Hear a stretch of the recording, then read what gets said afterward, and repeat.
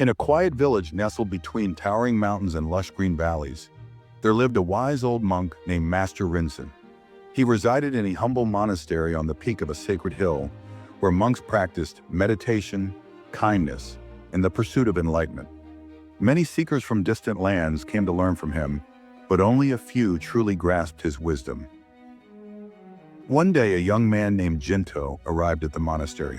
He was weary from his journey, carrying the burdens of frustration, anger, and an unquenchable thirst for success. His heart was filled with desires, wealth, power, and recognition. He had heard that Master Rinzen possessed the wisdom to unlock one's true potential, and he was eager to gain that secret. When Jinto finally stood before Master Rinzen, he bowed deeply and said, "Master, I have traveled far and wide to find you. I wish to learn the secrets of success and enlightenment. Please guide me." The old monk smiled gently, his eyes twinkling like the morning sun. "Very well," he said. "Before I teach you, I must ask, what troubles your heart?" Jinto hesitated. He had always prided himself on being strong and ambitious, yet he could not deny the turmoil within him. "Master," he admitted, "I am restless. I work hard, but I find no peace. I seek more, yet I am never satisfied. Why does happiness always seem just out of reach?" Master Rinzen nodded knowingly. "Come, let us take a walk." They walked down the hill toward a nearby lake. The water was still and clear, reflecting the sky like a perfect mirror.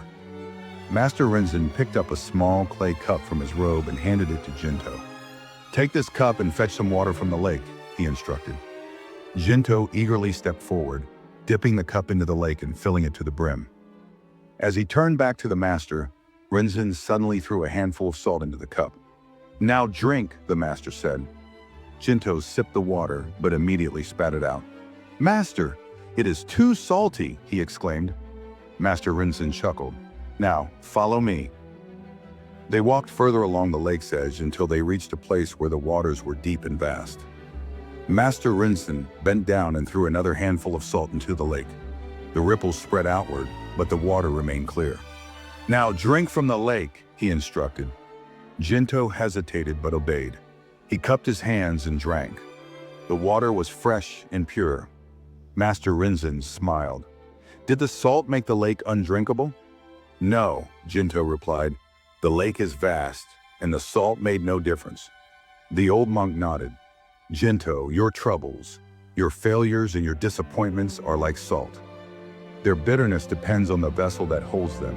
If you keep your mind and heart small, like the cup, every challenge will overwhelm you. But if you expand your mind, your heart, and your understanding, just like the lake, the bitterness of life will no longer consume you." Jinto stood still, absorbing the wisdom. "So the key to peace is to expand my mind?" he asked. Master Rinzen nodded. "Yes. Let go of your rigid desires. Stop grasping for more.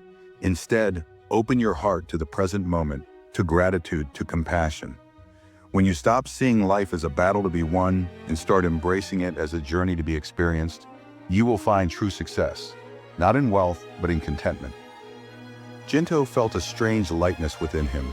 The burden of his worries seemed smaller, less important. He bowed deeply. "Master, I understand now. I will learn to become the lake." Master Rinzen patted his shoulder. "Good. Now empty your mind of desire